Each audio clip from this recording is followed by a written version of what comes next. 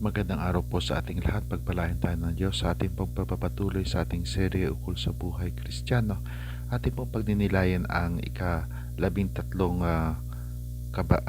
talata ng ika-5 kabanata ng unang sulat ni San Pablo sa mga taga-Tesalonika, na kung saan nasusulat, ito po ay mula sa Magandang Balita Biblia.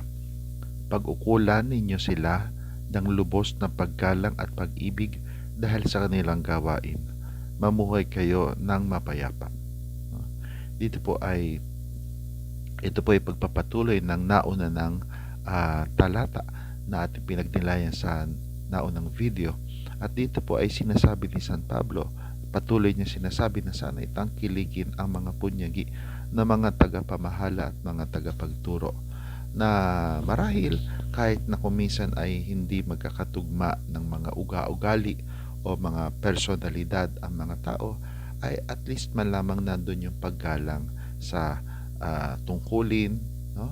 Sa tungkulin o sa ginagampanan ng isang tao, sapagkat katulad ng nasabi na po natin sa nakaraang video, hindi po madali ang manungkulan, lalo na at ang pinagsisikapan na isang bagay na talagang napakalaki ng epekto o hawa sa lipunan, sa simbahan, sa pamayanan ng Kristiyano, na ito po ay makaka-relate dito yung mga nanunungkulan, mga nangangasiwa, nangangalaga sa anumang komunidad, na maging ito sa pamilya o di kaya sa paaralang Katoliko o di kaya sa parokya o di kaya sa isang kongregasyong pangrelihiyoso o pangrelihiyosa, no?